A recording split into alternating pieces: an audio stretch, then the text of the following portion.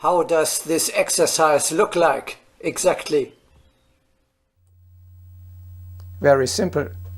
At the 3 meditation times, in the morning, at noon, and in the evening, you continue to step before the face of the teacher. During these minutes, until now already, you have dwelt in spirit at his feet. At these times, the teacher is close to you. You can have a heart-to-heart conversation with him, as we had discussed in our broadcasting on meditation. His presence becomes a spiritual reality which you can feel. My only desire is to keep me incessantly in his holy presence by paying attention to God in simplicity, looking up to him in heartfelt love, and constantly conversing with him in a silent and secret communion of heart, as if I were really seeing him present. I may say that my soul has been living with God for more than 30 years. Now we go one step further and say, the disciple lives and works constantly in the vicinity of his teacher. You practice even in the 2 periods of time between the meditations in your normal everyday life to behave as you would behave if a master were present. This exercise is like a constant prayer.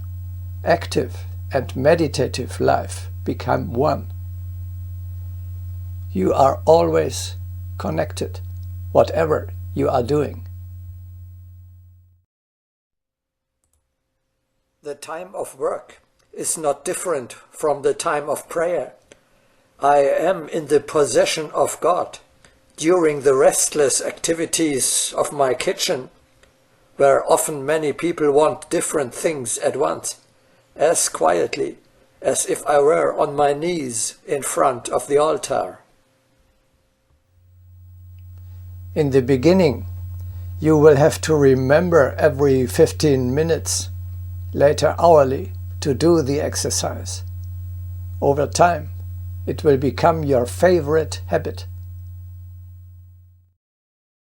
Through manifold repeated practice, by which Brother Lawrence has so often recalled his mind to the presence of God, he has developed such a strong habit that immediately after any external business, often in the midst of it, even if he is most absorbed in it, his mind rises to God and stands above all things by clinging and motionless adhering to him as to his center and place of rest. That requires a great deal of inner discipline. Your thoughts are constantly deviating. You have to keep focusing them on the ideal. This exercise is easy to understand, but not necessarily easy to carry out.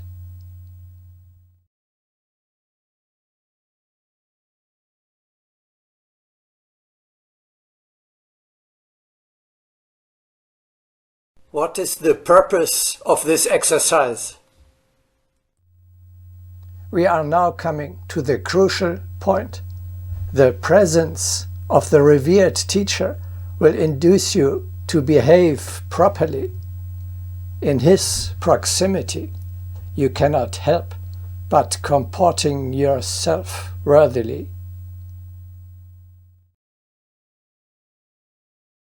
One must accustom oneself to a worthy conduct before the image of the hierarch.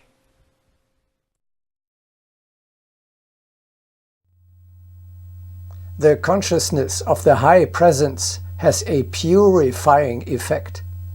It leads you to ask at every thought, every word, and every deed, Are they fit to be heard by his ear and to be seen by his eye? Can I lie before the Master? Can I conceal anything from the Master? Can I contemplate treason in the presence of the Master himself? Thus let each reflection only strengthen and restrain one from the evil of faint-heartedness and dark thoughts.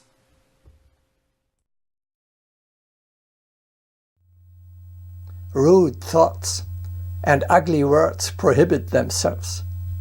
In the presence of such a high-ranking personality, you will certainly not wish to whine or complain, scold or curse, act irritated or hurt, or selfishly push your small personal concerns to the foreground.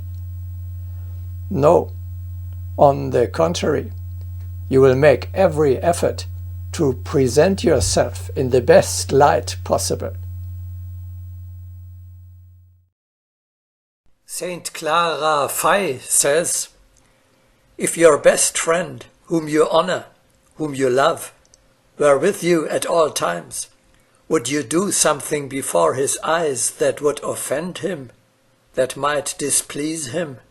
Certainly not. But now your God, your Lord, does not depart from your side. How perfect, then, should your demeanor be? How pure and holy the thoughts that you think before him! How careful the words which you utter before him! How perfect the works which you carry out before him!" Near a great master, you pull yourself together, straighten yourself up, as in the case when a beautiful woman crosses your path, or take a stance as if you step before the presence of a king.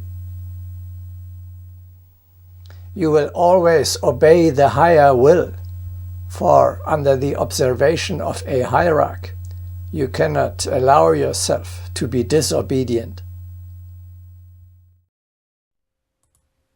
That alone is necessary for us, to once and for all renounce everything that does not lead us to God, and to get used to a constant communion with him. We need no other secrets, no high wisdom. We have nothing more to do than to realize that God is present in our innermost heart, and to address him all the time, asking for his grace, so that we may discern his will in doubtful things, and faithfully carry out the will which we have recognized. The visualization of the teacher creates a solemn atmosphere. Wherever you are, whatever you are doing, his proximity transforms the space around you to a sanctuary.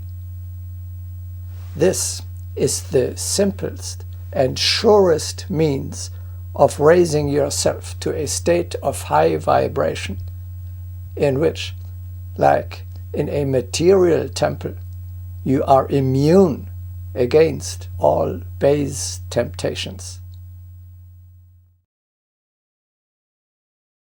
One needs to preserve a sense of solemnity, for this feeling will not permit petty irritations and decay.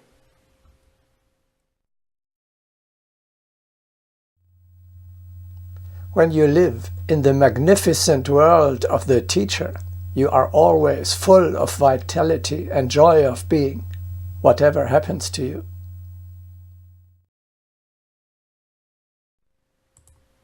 Solemnity impels one to the heights.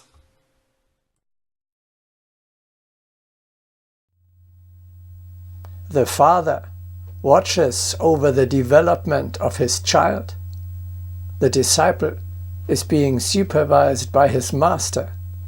Just be aware of that. Then you will always comport yourself accordingly.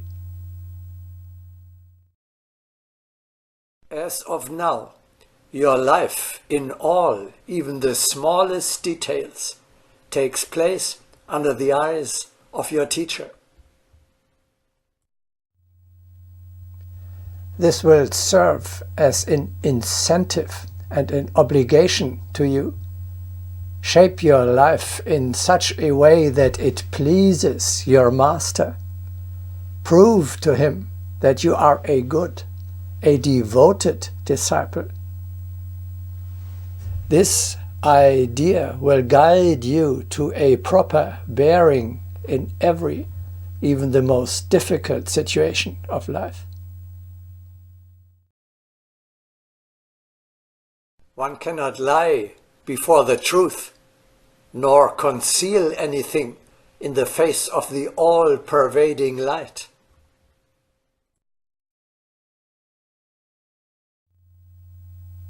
This practice provides protection from temptation and sin without any compulsion, in a natural way. It induces you, even without the much feared external discipline, to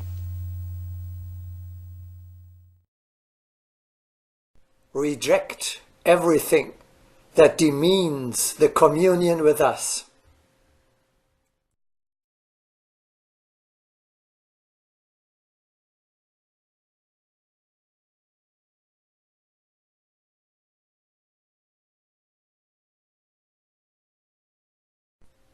Are we talking about my education only? No, the exercise is not only of educational use, it is also a great help in everyday life. In moments of oppression, tension, or apparent helplessness, you can always carry out within a second a short emergency meditation. The consciousness of being under higher protection will give back to you immediately the necessary tranquility, strength, and serenity. The practice helps you to maintain in all circumstances an attitude that is in accordance with your dignity and position as an immortal spirit or disciple of the teachings of wisdom. About Saint Francis of Sales, who also practiced this exercise, his friends said, "His attitude has always been as reverential as that of a man who stands before a great king." It enables you to master the hustle and bustle of everyday life without agitation. It has been noticed that Brother Lawrence in his kitchen, though he was overburdened with the most distracting tasks and had much to do, nevertheless always kept his mind collected in God. His work often piled up to such an extent that he alone did what two were used to doing. But he was never seen toiling either with haste or with indolence. He always observed the due measure and due order, always maintained a calm and quiet nature, and always remained steady and in imperturbable peace. When Brother Lawrence was able to lead a spiritual life in a large-scale kitchen, thanks to this habit, you too can sanctify your everyday life in this way. For me, there is no difference between the time of work and the time devoted to prayer. In the noise and confusion of my kitchen, where constantly the most varied orders are given, I keep directing my thoughts to God, and feel surrounded by such a silence as if I were on my knees before the most holy sacrament. In His service, I prepare the pancake that I just have in the pen. When the work is done, I kneel and thank God, because through His grace I can and may work. And when I get up, I am happier than a king.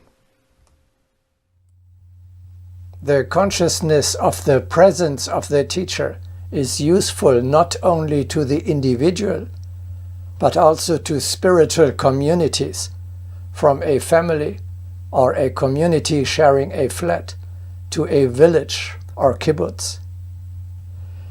If all members behave as if the Master were present, there can be no unworthy quarreling and no egotism. All ask, what advice would he give? And then try in common to find the best answer.